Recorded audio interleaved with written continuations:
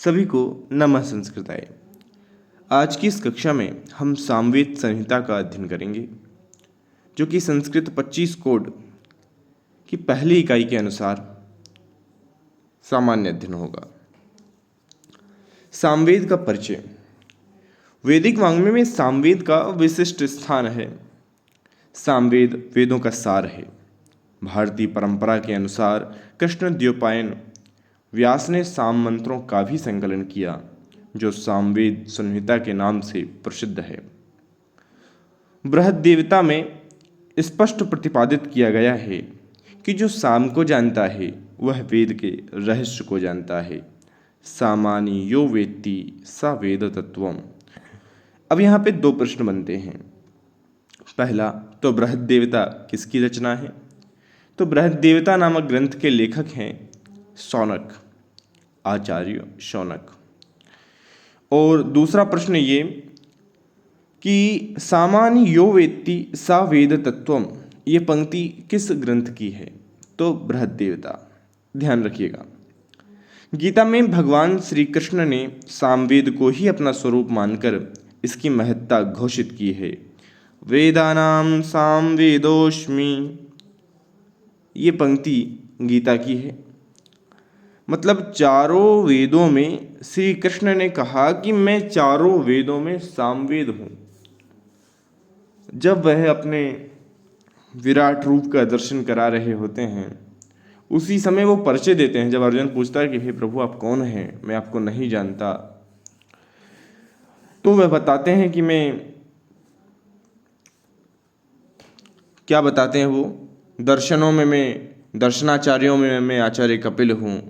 और वह कहते हैं कि वेदानाम सामवेदोस्मि, वेदों में मैं सामवेद हूँ। इस प्रकार का वे अपना परिचय देते हैं। और अब यहाँ पे प्रश्न बनता है कि गीता में भगवान श्री कृष्ण ने स्वयं की तुलना किस वेद से की है? तो सामवेद से। अच्छा, अब देखिए, ऋग्वेद में भी सामवेद विषयक कुछ बातें आई हैं। कहा गया है कि जो व्यक्ति जागरणशील है उसी को साम की प्राप्ति होती है। यो जागार तमु सामानियंती। अच्छा, यहाँ पे प्रश्न का टाइप वही है कि यो जागार तमु सामानियंती, यह किस वेद से उद्धृत है? अब सब लगा देंगे सामवेद से, लेकिन उत्तर है ऋग्वेद से। यो जागार तमु सामानियंती, जो जागरणशील है उसी को साम की प्राप्ति होती है। अब जागरणशील से तात्पर्य ये नहीं है कि हम सब जगे हुए हैं। जागरणशील से तात्पर्य है आध्यात्मिक रूप से जगा होना। आध्यात्मिक तौर पर तो बहुत से व्यक्ति सोए हुए हैं, उन्हें स्वयं के बारे में नहीं पता। अब अथर्ववेद में भी सामवेद विषयक कुछ बातें आई हैं। कहा गया है कि सामवेद जो है वह परब्रह्म का लोमभूत माना गया है, या फिर ऐसा आया है कि सामान्यस्य लोमानि, सामान्यस्य लोमानि अथर्वांगी रसो मुखम, ये पूरी लाइन है। तो सामान्यस्य लोमानि, परब्रह्म का लोमभूत सामवेद को किस ग्रंथ में कहा गया है? तो अथर्ववेद में कहा गया है। प्रश्न का टाइप वही रहेगा। वस्तुतः साम के वैशिष्ट का अर्थ यही है कि वैदिक साहित्य में सामवेद का स्थान किसी भी अन्य वेद की अपेक्षा न्यून नहीं है। सामवेद उपासना का वेद है। हमने ये जो सब बातें कही, सामवेद की महत्ता प्रतिपादित करने का प्रयास किया, उसका कारण यही है कि हम यह साबित करना चाह रहे थे कि सामवेद अन्य वेदों में न्यून नहीं है। सामवेद का भी विशिष्ट स्थान अन्य वेदों की तरह ही वैदिक वाङ्मय में है। ये हमारा ध्येय था। अच्छा, अब साम का क्या तात्पर्य है?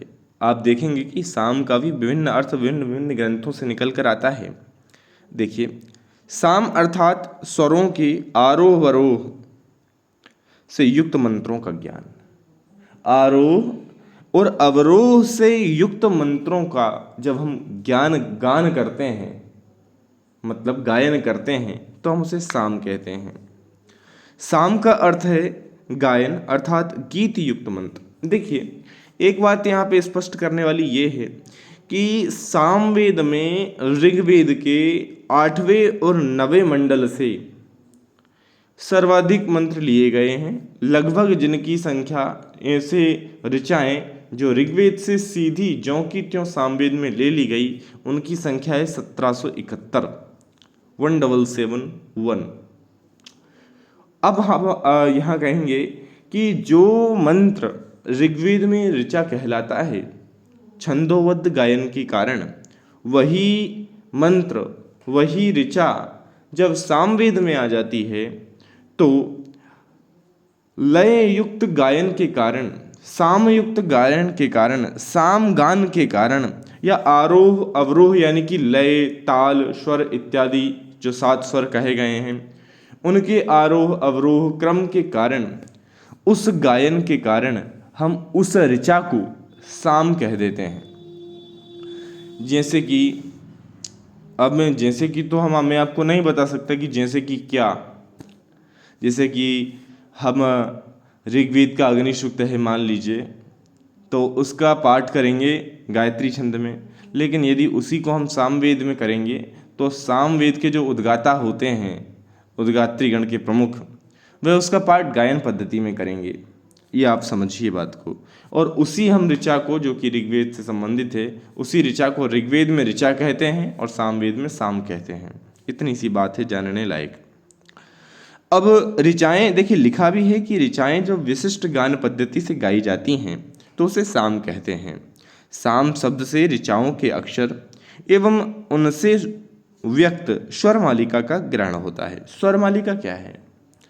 स्वर मालिका आप आगे जानेंगे कि 7 स्वर, 21 मूर्छनाएँ इत्यादि के समूह को हम स्वर मालिका कहते हैं। जब ऋचाओं के अक्षर एवं उनसे व्यक्त होने वाली स्वर मालिका का ग्रहण होता है, यानी कि तात्पर्य वही है कि साम क्या है? विभिन्न स्वरों के द्वारा, विभिन्न स्वरों के सहयोग से, आरोह अवरोह क्रम से, लय ताल इत्यादि के समन्वय से जिन ऋचाओं का गान किया जाता है साम पद्धति में, उसे हम साम कह देते हैं, ऋचा कहलाने के अलावा। अब स्वरलापन यह साम का प्रधान अंग है। देखिए, स्वरलापन साम का प्रधान अंग है, ये बात आप आसानी से जान सकते हैं। प्रश्न दिया है कि स्वरलापन का संबंध किस वेद से है, तो स्वर आपको प्रारंभ में ही दिख रहा होगा। और स्वरों का गायन पद्धति का आप जानते हैं कि भारतीय संगीत का प्रथम प्रमाण आपको सामवेद में ही मिलता है, और संगीत में स्वर होते हैं तो इसका संबंध सामवेद से ही होगा। अब जैमिनीय सूत्र में गीति को ही साम की संज्ञा प्रदान की गई है। आप एक बात जानते हैं कि आचार्य व्यास ने, महर्षि व्यास ने, वेद व्यास जिन्हें हम कहते हैं, उन्होंने अपने वैदिक विभाजन को, जिसमें ऋग्वेद को पेल को पढ़ाया, अपने 4 शिष्यों को पढ़ाया। ऋग्वेद पेल को, यजुर्वेद वैशंपायन को, सामवेद जैमिनी को, और अथर्ववेद उन्होंने हमारे सुमंतु जी को पढ़ाया। अब जैमिनी को पढ़ाया सामवेद, और जैमिनी ने ही जैमिनी सूत्र की रचना की। उस जैमिनी सूत्र में कहा गया है कि गीति को ही साम कह दिया। वहाँ पे एक पंक्ति मिलती है, गीतिषु समाख्या, गीतिषु समाख्या, ये पंक्ति वहाँ पे मिलती है देखने को, है ना। अब देखिए, अब जब गीतिषु समाख्या कह दिया कि गीति ही साम है, तो गीति क्या है? गीति मतलब गायन, गीति मतलब गायन पद्धति, वही बात है। अब बृहदारण्यकोपनिषद में साम शब्द की व्युत्पत्ति बड़ी ही विचित्र है। विचित्र कहने से तात्पर्य है कि इन्होंने बहुत ही मार्मिक, मतलब बहुत ही सिंपल ढंग से समझा दिया कि साम में 2 अक्षर हैं, साम और अम में माँ हलंत है। साम, सा और अम। सा का अर्थ कह दिया ऋक है या ऋचा है, और अम का अर्थ कह दिया स्वर, अर्थात ऋक से संबद्ध स्वर प्रधान गायन को साम कहते हैं। ऋक से संबद्ध स्वर प्रधान गायन को साम कहते हैं। संस्कृत में वहाँ पे एक पूरा सेंटेंस आता है, प्रश्न भी आ सकता है। ये सेंटेंस आपको दे दिया जाएगा और कहेगा कि इसका ये किस उपनिषद में मिलता है, तो बृहदारण्यकोपनिषद में मिलेगा। और बृहदारण्यकोपनिषद के अनुसार साम में जो सा है उसका अर्थ ऋक है और अम जो है उसका अर्थ स्वर है। ये ध्यान रखिएगा। क्या है पंक्ति? सा च अमश्चेति तत्साम्नः सामत्वं तया सह संबद्धः अयो नाम स्वरः यत्र वर्तते तत्साम। भाव वही है। सा च अमश्चेति, सा और अम, तत्साम्नः सामत्वम, साम जो शब्द है वह सा और अमश, सा और अम से मिलके बना है। तया सह संबद्ध अयो नाम स्वरः यत्र वर्तते तत्साम, यानी कि ऋचाओं का स्वर प्रधान गायन साम है। सामवेद संहिता का स्वरूप आपके समक्ष जो है, वर्तमान आपके समय में आपके समक्ष जो है दिखाई दे रहा होगा कि सामवेद के ऋत्विक उद्गाता हैं।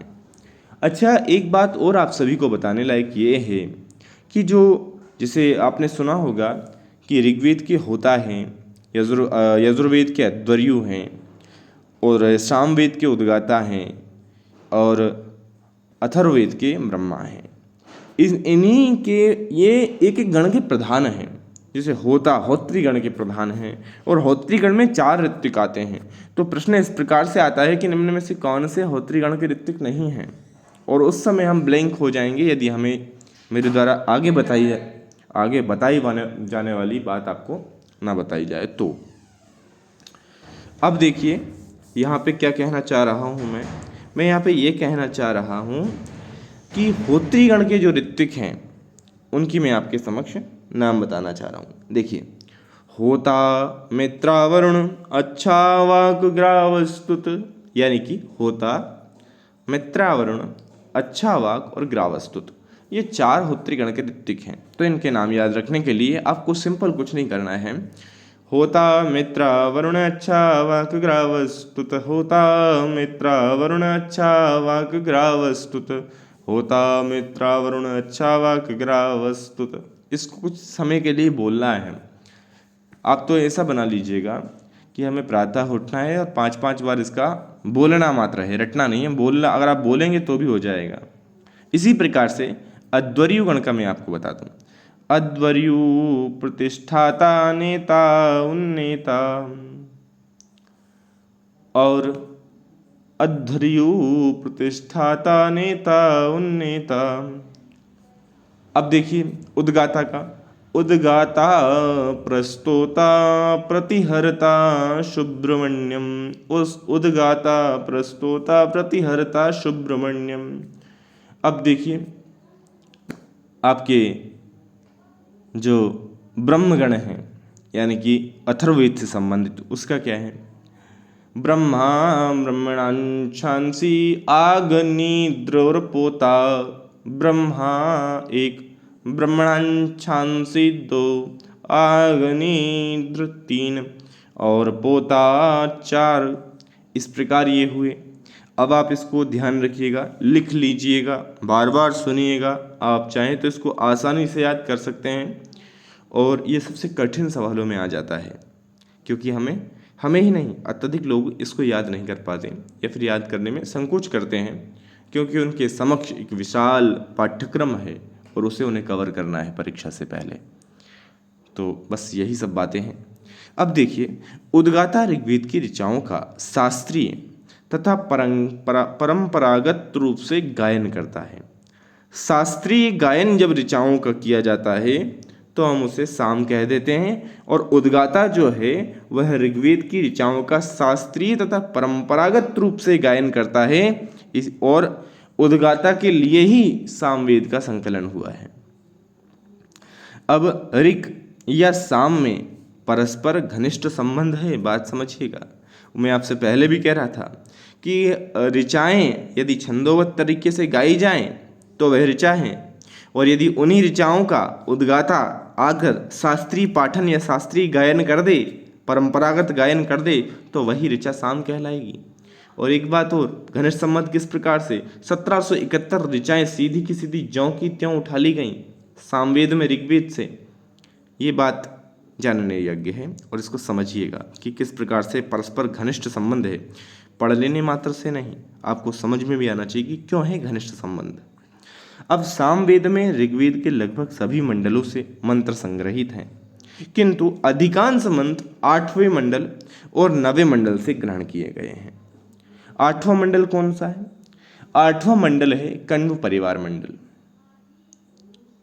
8वें मंडल में मूल रूप से 92 सूक्त हैं, लेकिन 11 खिल सूक्त भी इसी में सम्मिलित हैं। यदि इनको मिला लिया जाए तो 103 हो जाते हैं। और 9वें मंडल में आप देखेंगे तो इसका नाम है सोम पवमान मंडल। और 9वें मंडल में जो सूक्त हैं वो सोम विषयक सूक्त हैं, पवमान विषयक सूक्त हैं। और 9वें मंडल के 8वें मंडल को कहते हैं कण्व परिवार मंडल, और 10वें मंडल 9वें मंडल को कहते हैं सोम पवमान मंडल।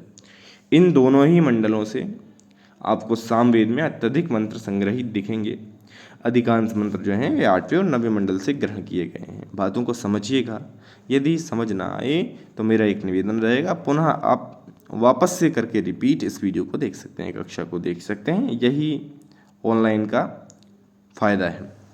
अब बृहत साम या रथंतर शाम आदि का ऋग्वेद में उल्लेख है। ये बात आप समझिएगा कि ऋग्वेद में बृहत साम और रथंतर साम का उल्लेख प्राप्त होता है।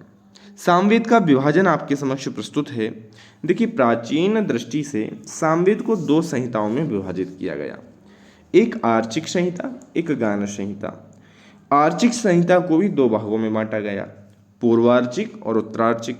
और गान संहिता को भी ग्राम गेय तथा आरण्य गेय प्रकार से 2 प्रकार की बांटी गई।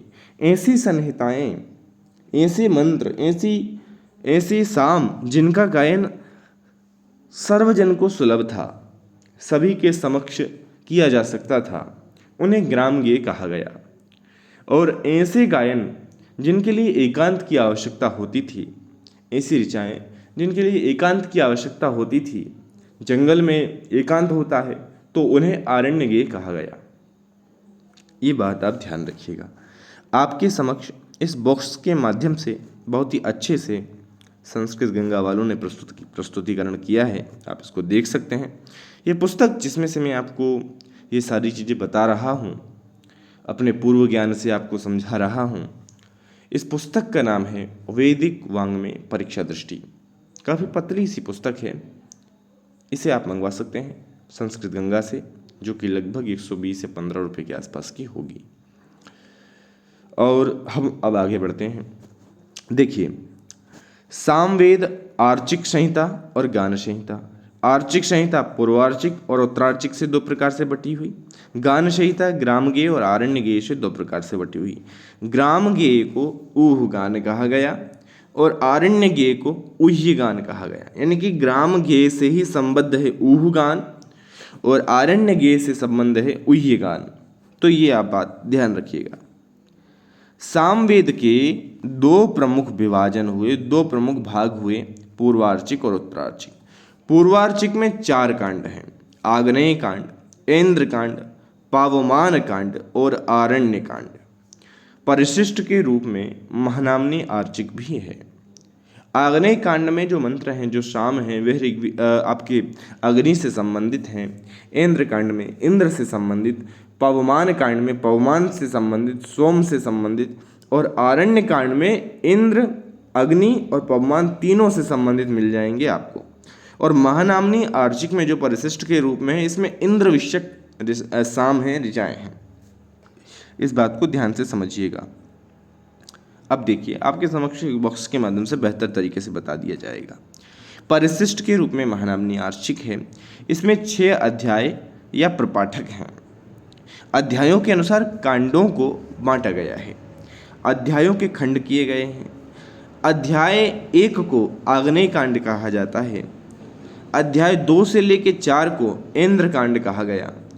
अध्याय 5 को पवमान कांड और अध्याय 6 को आरण्य कांड और परिशिष्ट को महानामनी आर्चिक कहा गया।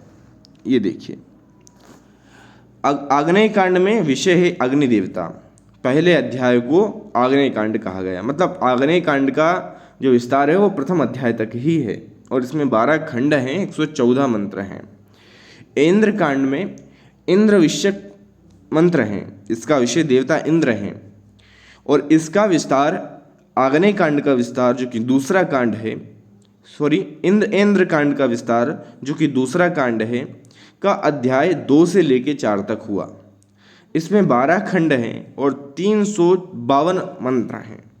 सर्वाधिक मंत्र इंद्र को समर्पित हैं और ऋग्वेद में भी सर्वाधिक मंत्र इंद्र को ही समर्पित हैं।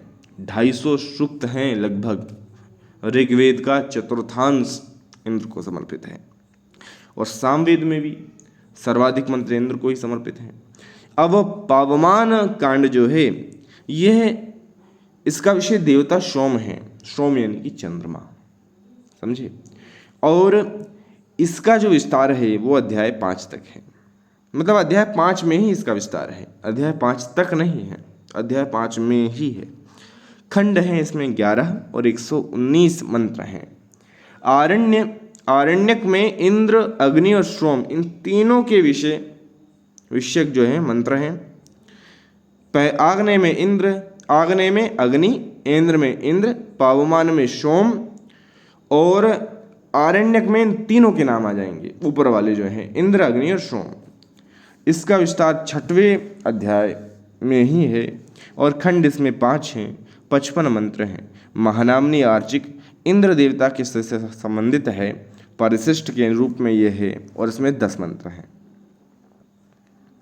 इसको आप देख सकते हैं, नोट्स बना सकते हैं अपने लिए। अब देखिए, अब आपके समक्ष आती है, ये देखिए, वैदिक वाङ्मय परीक्षा दृष्टि, ये पुस्तक है संस्कृत गंगा द्वारा प्रकाशित। संस्कृत गंगा द्वारा संपादन इसका किया गया है, प्रकाशन का मुझे नहीं पता।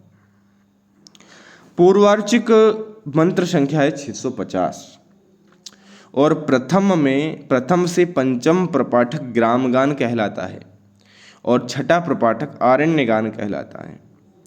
हमने कहा था ना, पूर्वार्चिक और उत्तरार्चिक 2 प्रकार से विभाजन है। पूर्वार्चिक के मतलब पूर्वार्चिक में भी कितने कांड है? 6 कांड है, 6 प्रपाठक हैं और 6 प्रपाठकों में पहले से 5वें प्रपाठक को ग्रामगान कहा जाता है और छठे प्रपाठक को अरण्यगान कहा जाता है।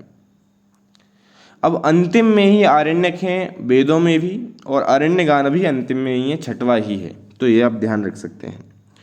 उत्तरार्चिक में देखिए, इसमें 9 प्रपाठक हैं, 21 अध्याय हैं, कुल मंत्र 1225 हैं और कुल सूक्त हैं 400।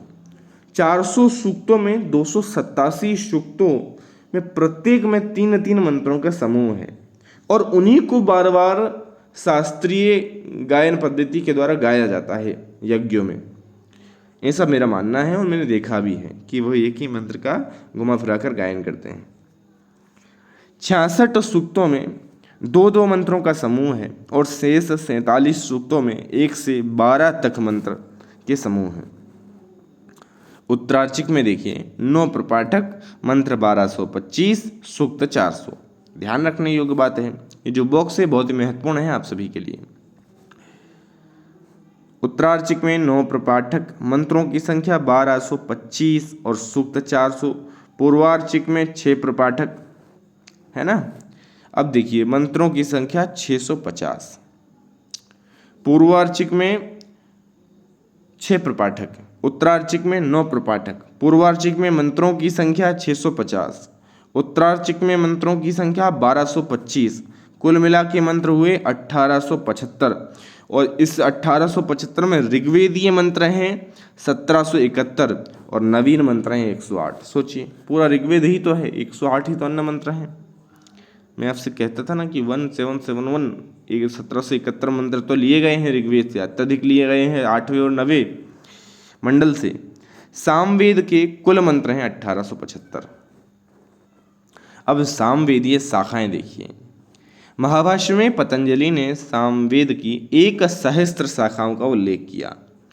सहस्त्रवर्त्मा सामवेदा जैमिनी ग्रही सूत्र में 13 शाखाओं का उल्लेख मिलता है। अच्छा, पतंजलि के अनुसार ऋग्वेद की 21, यजुर्वेद की 101 या 100, सामवेद की 1000 और पतंजलि के अनुसार ही अथर्ववेद की 9 शाखाएं उनके समय में प्रचलित थीं। और जैमिनी ग्रही सूत्र में 13 शाखाओं का उल्लेख मिलता है।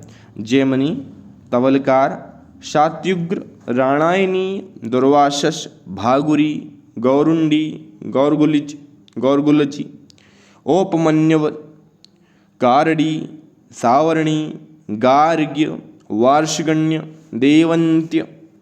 उपर्युक्त 13 शाखाओं में से आजकल केवल 3 शाखाएं ही उपलब्ध हैं और जो हमारे लिए महत्वपूर्ण भी हैं। वह है कौथुमीय, राणायनीय और जैमिनी। कौथुमीय शाखा का विस्तार गुजरात में है, राणायनी का महाराष्ट्र में है और जैमिनी का कर्नाटक में। ये प्रश्न आते हैं यहाँ से कि गुजरात में सामवेद की कौन सी शाखा प्रचलित है, तो कौथुमीय। महाराष्ट्र में सामवेद की कौन सी शाखा प्रचलित है, तो नारायणीय। और जैमिनी शाखा कहाँ प्रचलित है, तो कर्नाटक में। और देखिए इनके विभाजन देख लेते हैं। कौथुमीय शाखा का विभाजन अध्याय खंड मंत्र में है। राणायनी शाखा का विभाजन प्रपाठक, अर्ध प्रपाठक, दशति मंत्रों में है। और जैमिनी शाखा का विभाजन मंत्रों में है, मंत्र ही हैं सम। और अब देखते हैं सामवेदीय ब्राह्मण। सामवेदीय ब्राह्मण की पृथक वीडियो आएगी, क्योंकि हमारे पहली यूनिट में ब्राह्मण साहित्य का एक टॉपिक है, आरण्यक साहित्य का एक टॉपिक है और वेदांग का एक टॉपिक पृथक से ही है। अभी हम केवल संहिता का अध्ययन कर रहे हैं जो आपके समक्ष मैंने प्रस्तुत की। अब थोड़ा सा हम देखते हैं, यदि संहिता अध्ययन के अंतर्गत और कुछ भी होगा तो मैं उसे आपको अभी बता दूंगा। प्रातिशाख्य ग्रंथों का भी अध्ययन हम तभी करेंगे।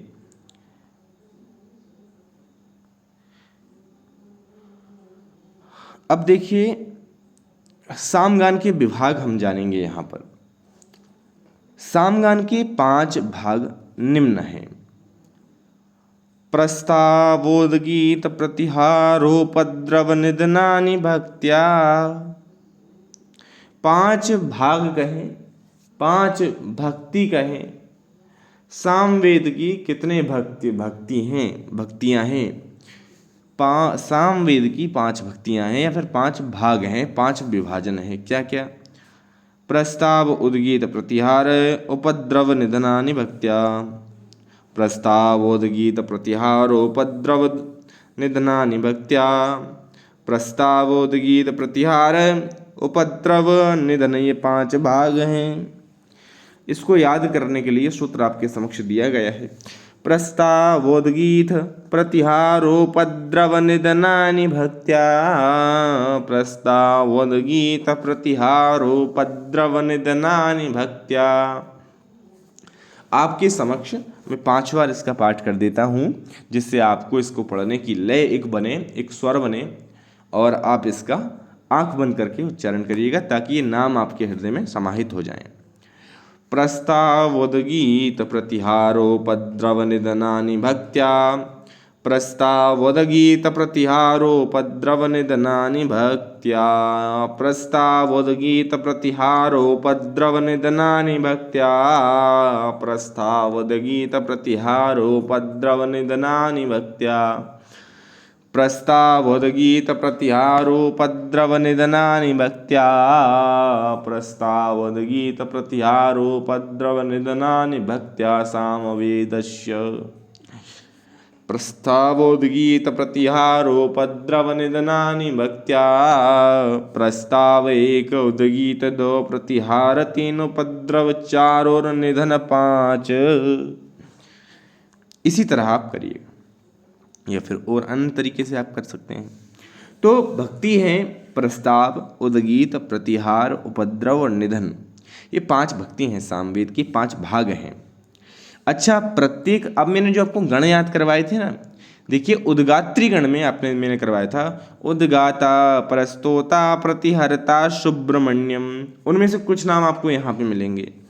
प्रस्ताव नामक भक्ति का जो गायक है वह प्रस्तोता है, जो प्रस्तुत करता है, प्रस्ताव लाता है। प्रस्ताव नामक भक्ति का गायक प्रस्तोता है। उद्गाता प्रस्तोता दूसरे नंबर का, उद्गाता प्रस्तोता प्रतिहर्ता सुब्रमण्यम। अच्छा, उद्गीत नामक भक्ति का गायक उद्गाता है। उद्गाता प्रस्तोता प्रतिहर्ता सुब्रमण्यम। अब प्रतिहार नामक भक्ति का गायक प्रतिहर्ता है और उपद्रव का उद्गाता है। अब देखिए, प्रस्ताव का प्रस्तोता सिंपल हो रहा है आपको याद, प्रस्ताव का प्रस्तोता। उद्गीत में ऊ है, उद्गाता में भी ऊ है। उद्गीत उद्गाता, उद्गीत नामक भक्ति का गायक उद्गाता, प्रतिहार नामक भक्ति का गायक प्रतिहर्ता, प्रतिहार प्रतिहर्ता। उपद्रव में ऊ है, उद्गाता में भी ऊ है। उपद्रव उद्गीत उद्गाता उद्गाता प्रतिहार प्रतिहर्ता प्रस्ताव प्रस्तोता। और निधन जो है वह तीनों मिलकर गाएंगे। सुब्रमण्यम का यहाँ पे कोई रोल नहीं है, देख लीजिए। अब निधन जो है, निधन यानी अंतिम भाग, उसको ये तीनों करेंगे। कैसे? हे ऋषि यौम, इस तरीके से प्रारंभ होता है इसका, छोड़िए उसे। यानी निधन जो है प्रस्तोता, उद्गाता और प्रतिहर्ता तीनों ही मिलकर करते हैं। ओम नाई, इस तरीके से ये आप प्रस्ताव का देखेंगे, मंत्र का अंश यहाँ पे दिया हुआ है। उद्गीत का देख लीजिए, ओम आयाहि वीतये गृणानो हव्यदायते। प्रतिहार का देख लीजिए, निहोता सत्शिवर्हशिरम। देखिए, मैं कोई वैदिक पाठ करने वाला नहीं हूँ, यदि कोई गलती मुझसे होती है तो मुझे माफ़ करिएगा। जो कि वेद विद्वान यदि देख रहा हो, वेद पाठ करने में यदि मुझसे कोई गलती होती हो तो मुझे क्षमा कर दीजिएगा, ठीक है। अब साम विकार आपके समक्ष आएंगे। साम विकार कितने हैं? भक्ति तो 5 हैं। उद्गाता भक्ति कितनी है? 5। प्रस्तावोद्गीत प्रस्तो प्रस्तावोद्गीत प्रतिहारोपद्रव निधनानि भक्त्या, प्रस्तावोद्गीत प्रतिहारोपद्रव निधनानि भक्त्या। लेकिन साम विकार, साम भाग यानी साम भक्ति 5 है, साम विकार 6 हैं। साम गान में संगीत के अनुकूल जो शाब्दिक परिवर्तन किया जाता है उसे साम विकार कहा जाता है। साम विकार के 6 प्रकार होते हैं। साम विकार के 6 प्रकार कौन कौन से? विकार विश्लेषण विकर्षण अभ्यास विरामस्तो, विकार विश्लेषण विकर्षण अभ्यास विरामस्तो, विकार विश्लेषण विकर्षण अभ्यास विरामस्तो। इसको याद करने के लिए आपको इसके उच्चारण ही करने होंगे, जैसे हमने उसका कर लिया अभी याद। क्या था उसका? उसका था, देखिए, प्रस्तावोद्गीत प्रतिहारोपद्रव निधनानि भक्त्या सामवेदस्य। साम विकार देख लीजिए, विकार विश्लेषण विकर्षण अभ्यास विरामस्तो। यहीं से प्रश्न आते हैं, साम विकार कितने हैं? सिट्टी पिट्टी गुल हो जाती है। साम विकार 6 हैं। निम्न में से कौन साम विकार का अंश नहीं है, साम विकार के अंतर्गत नहीं गिना जाता? तो विकार विश्लेषण विकर्षण अभ्यास विराम स्तोभ गिने जाते हैं। इसके अलावा जो भी हो नहीं गिना जाता। तो याद करिए, विकार विश्लेषण विकर्षण, शाम विकार विश्लेषण विकर्षण अभ्यास विराम स्तोभ, साम विकार विश्लेषण विकर्षण अभ्यास विराम स्तोभ, शाम विकार विश्लेषण विकर्षण अभ्यास विराम स्तोभ। शाम विकार में शाम प्रारंभ में इसलिए कह रहा हूँ ताकि आपको ध्यान रहे कि इनका संबंध सामवेद से है। साम विकार विश्लेषण विकर्षण अभ्यास विराम स्तोभ। याद करने लायक चीज़ें हैं दोनों ही। प्रश्न आते हैं, हर बार आते हैं। जब भी अगर प्रश्न बनेगा कोई तो यहाँ से निश्चित तौर पे आ जाता है। मैंने जितने भी बार दी मुझे मिला है यहाँ से ही प्रश्न। सामवेद की भक्तियाँ कितनी हैं? सामवेद की 5 भक्तियाँ हैं। विकार कितने? 6 हैं। कौन कौन से हैं? विकार विश्लेषण विकर्षण अभ्यास विराम स्तोभ। भक्ति कौन कौन सी हैं? भक्ति देख लीजिए, प्रस्तावोद्गीत प्रतिहारोपद्रव निधनानि भक्त्या, प्रस्तावोद्गीत प्रतिहारोपद्रव निधनानि भक्त्या, साम विकार विश्लेषण विकर्षण अभ्यास विराम स्तोभ। साम विकार विकार साम विकार विश्लेषण विकर्षण अभ्यास विराम स्तोभ। ऐसा होना चाहिए कि आप साम विकार कहें और अन्य की लाइन आपके मुंह से स्वतः ही निकल जाए। साम विकार विश्लेषण विकर्षण अभ्यास विरामस्तो, ऐसा होना चाहिए। सामवेद के कुछ स्मरणीय तथ्य आपके समक्ष रख रहा हूँ। सामवेद में गायन पद्धति है और इसमें स्वरों का सम्मिश्रण है। सामवेदीय मंत्रों के ऊपर 1, 2, 3 संख्याएं लिखी जाती हैं। उसमें 1 जो होता है वह उदात्त को सूचित करता है, 2 जो होता है वह अनुदात्त को सूचित करता है, 3 जो होता है वह स्वरित को सूचित करता है। देखिए, उंगली और उंगली के मूल और अंगूठे का अग्रभाग और शिरा, हृदय और आपका मुख विवर, इनका उदात्त अनुदात्त के प्रदर्शन से बहुत ही ज़्यादा क्या होता है, बहुत ही ज़्यादा मतलब ये संकेत होते हैं कि हाँ ये उदात्त हमने कहा। हमने ऊपर हम अपनी जो हमारी पहली उंगली होती है जिसे हम कहते हैं तर्जनी, तर्जनी में हमने अंगूठा लगाया तर्जनी के मूल में और ऊपर लेके चले गए, तो ये संकेत हुआ काय का, ये संकेत हुआ, मैं आपको बताता हूँ। जैसे अब मैं अनुदात्त का देख लीजिए, जब हम अपने हृदय पर लगाते हैं कनिष्ठिका उंगली के मूल में हमने अंगूठी का अग्रभाग लगाया और उस हाथ को यदि हम हृदय पर लेके आते हैं तो इसका तात्पर्य होता है हमने अनुदात्त उच्चारण किया, है ना। और जहाँ तक मुझे ध्यान है तर्जनी के मूल में आप अंगूठा लगाएंगे और अपने जो हाथ को सिर यानी सर के पास लेके आएंगे तो इसका तात्पर्य होता है आपने उदात्त उच्चारित किया है। और यदि आप अपने मध्यमा के मूल में लगाएंगे तो ये प्रत्यय का सूचक होता है और अनामिका के मूल में लगाएंगे तो ये स्वरित का सूचक होता है, अंगूठे का अग्रभाग। ये अब हम पाणिनि शिक्षा जब हम पढ़ेंगे ना तब इसमें हम अध्ययन करेंगे विस्तृत तौर पे, वहाँ पे ये सारी बातें बताई गई हैं। तो 1 नंबर उदात्त है, 2 नंबर अनुदात्त है, 3 नंबर स्वरित है। नारदी शिक्षा के अनुसार सामवेद में स्वर आदि के सूचक हैं कुछ। सप्तस्वरः त्रयो ग्रामः मूर्छनात्वेकविंशति ताना एकोनपञ्चाशत् इत्येतत् स्वरमण्डलम्। इसको याद रखिएगा। देखिए, ये 80 जो हैं स्वर मंडल कहे गए हैं। स्वर मंडलों की संख्या है सामूहिक रूप से 80, जिसमें 3 ग्राम हैं, 7 स्वर हैं, 10 ये हो गए। मूर्छनाएँ हैं 21 और 49 तान, तो 21, 49, 70, 3 73 और 7 80।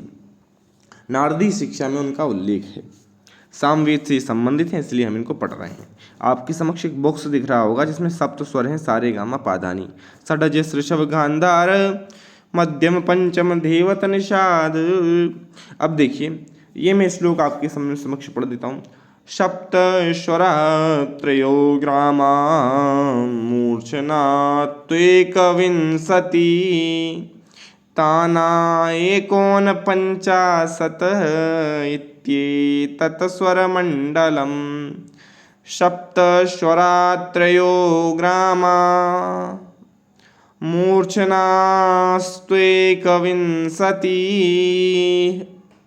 ताना एकोनपञ्चाशत् इत्येतत् स्वरमण्डलम्। सप्त स्वरा अर्थात 7 स्वर हैं, त्रयो ग्रामा अर्थात ग्राम 3 है, मूर्छनात्वेकविंशति अर्थात मूर्छनाएँ 21 हैं, ताना एकोनपञ्चाशत् अर्थात तान 49 हैं, इत्येतत् स्वरमण्डलम् अर्थात इन सभी का समूह स्वरमंडल कहलाता है। यानी कि स्वरमंडल में संख्या हुई 80। सामवेदीय भाष्यकार जो हैं इनके बारे में चर्चा करने से पूर्व सामवेदीय अनुवादक, सामवेद के पाश्चात्य अनुवादक, इसके पश्चात हमारे समक्ष सामवेद का एक दृष्टि में अध्ययन आएगा। अब हम जो आपको बताने जा रहे हैं ये सामवेद संहिता का एक दृष्टि में अध्ययन होगा। आचार्य जैमिनी उद्गाता ऋत्विक है, उपवेद है गंधर्व वेद, देवता है आदित्य। अच्छा, उपवेद हमने बता दिया आपको, सामवेद का गंधर्व वेद है। अथर्ववेद का कौन सा है? सर्पवेद, पिशाचवेद इत्यादि बहुत सारे हैं, 3-4 हैं। यजुर्वेद का धनुर्वेद, ऋग्वेद का आयुर्वेद। देवता आदित्य हैं सूर्य सामवेद के, और अथर्ववेद के सोम। अथर्ववेद के देवता कौन है? सोम। और यजुर्वेद के वायु, और अग्नि है ऋग्वेद के। विभाजन 2 प्रकार से, पूर्वार्चिक उत्तरार्चिक। पूर्वार्चिक में 4 कांड 6 अध्याय और प्रपाठक भी हैं। उत्तरार्चिक में 9 प्रपाठक 1225 मंत्र 400 सूक्त हैं। शाखा कौथुमी शाखा, राणायणी शाखा, जैमिनी शाखा। कौथुमी शाखा गुजरात में, राणायणी शाखा महाराष्ट्र में, जैमिनी शाखा कर्नाटक में। ब्राह्मण 8 या 9 हैं। कौन कौन से? आरण्यक कितने हैं? तवलकार, छांदोग्य आरण्यक, तवलकार आरण्यक। उपनिषद हैं केनोपनिषद, छांदोग्योपनिषद। केनेशितम, इस तरीके से प्रारंभ होता है, ये केन से प्रारंभ होता है, इसलिए केनोपनिषद है। प्रातिशाख्य, ऋक्तंत्र, पुष्पसूत्र, सामतंत्र। शिक्षा गौतमी शिक्षा, लोमशी शिक्षा, नारदी शिक्षा। स्रोतसूत्र आर्षे, लाट्यायन, द्राह्यायण, जैमिनीय। ग्रह्य सूत्र गोभिल, खादिर, द्राह्यायण, जैमिनीय, कौथुमी। धर्मसूत्र गौतम धर्मसूत्र एकमात्र, शुल्ब सूत्र प्राप्त नहीं होता। शुल्ब सूत्र केवल और केवल यजुर्वेद के प्राप्त होते हैं, उसमें से भी कात्यायन शुल्ब सूत्र जो है वो शुक्ल यजुर्वेद का है, बाकी जितने भी हैं वह कृष्ण यजुर्वेद के। शामगान कितने होते हैं? 4। ग्रामगे, अरण्यगे, ऊहगान, उह्यगान। शामगान 4 हैं, ग्रामगे, अरण्यगे, ऊहगान, उह्यगान। साम विकार 6 हैं। साम विकार विश्लेषण विकर्षण अभ्यास विरामस्तो। साम विकार विश्लेषण विकर्षण अभ्यास विरामस्तो। साम भक्तियाँ 5 हैं। प्रस्तावोद्गीत प्रत्यारोपद्रव निधनानि भक्त्या। प्रस्तावोद्गीत प्रत्यारोपद्रव निधनानि भक्त्या। स्पीड होना चाहिए। भाष्यकार हैं माधव, गुण विष्णु और भरत स्वामी। तो आज की इस सामवेद की कक्षा में हम इतना ही अध्ययन करेंगे। सामवेद संहिता का हमने पूर्ण रूप से अध्ययन किया। अब अगली कक्षा जो रहेगी वह अथर्ववेद संहिता के ऊपर रहेगी, जिसका हम अध्ययन करेंगे। और इनके जो आप देख रहे हैं ना कि इनके पाश्चात्य अनुवादक और इनके भाष्यकार इत्यादि, इस विषयक वीडियो अलग से आएगी, क्योंकि ये जो वीडियो है ये अत्यधिक बड़ी हो गई तो अंत में अगर मैं आपको ये पढ़ाऊंगा तो ये आपको बोरिंग लगेगा।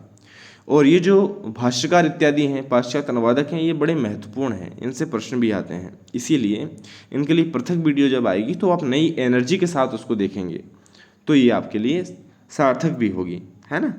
आज के लिए इतना ही। हम फिर अगली कक्षा में अथर्ववेद संहिता को लेकर मिलेंगे। निश्चित तौर पे आपने यदि पूर्व कक्षाएं नहीं देखी हैं तो कृपया अवश्य देखें, आप ही के लिए अत्यधिक महत्वपूर्ण होंगी। 25 कोड में बड़ी सहायता हो जाएगी आपकी। बहुत बहुत शुक्रिया, धन्यवाद। नमः संस्कृताय सभी को।